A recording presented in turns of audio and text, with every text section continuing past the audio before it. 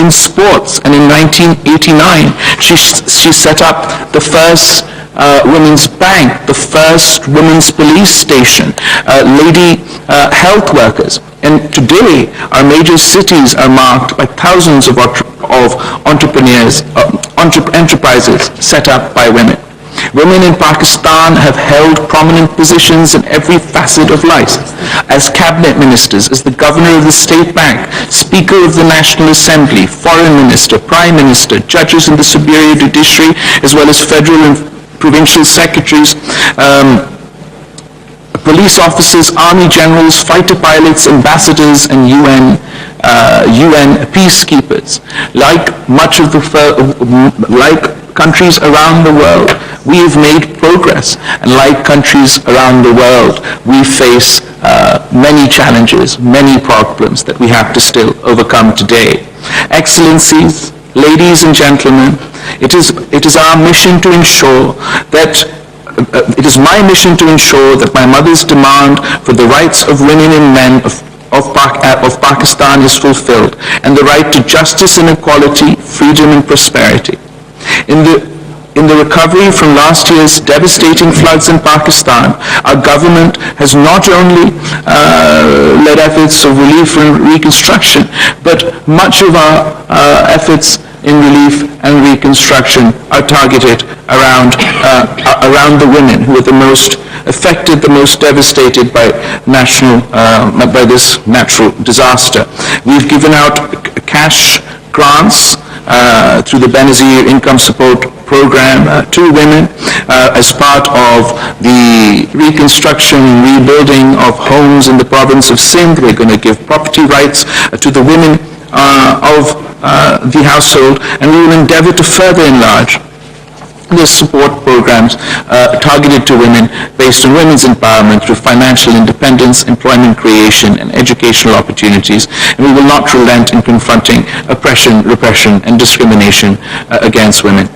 Excellencies, in the context of the progressive and enlightened message of Islam, it is but natural for Pakistan and other OIC countries to express our deep disappointment at the restrictions imposed on human rights of women and girls, especially the right to education and work in Afghanistan.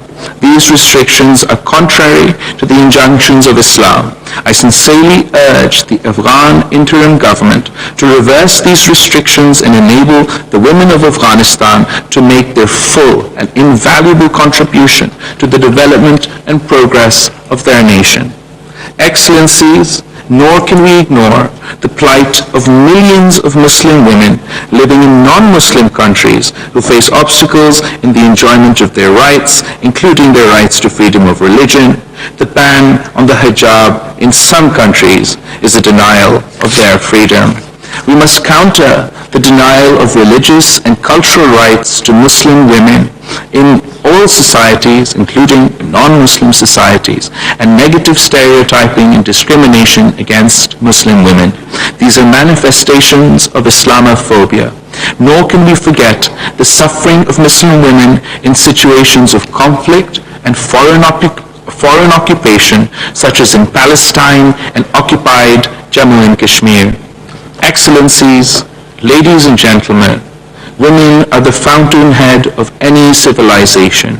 They are the bedrock of a family, of a society, and thus of civilization itself. No nation can truly progress without the social, political, legal empowerment of its women. The role of women in the economic development is pivotal to a nation's progress and prosperity. Inspired by the precepts of Islam and the glowing examples of Islamic history, the OIC member states should lead the way in building a common future for humanity where the empowerment of women and gender parity underwrite a new, peaceful, prosperous, and inclusive world order. I thank you.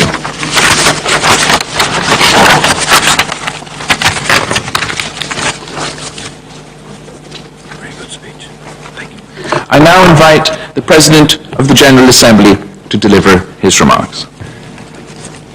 Thank you very much, sir.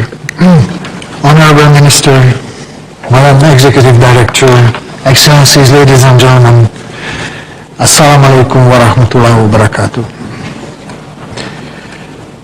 I'm honored to join this morning's event among such distinguished group.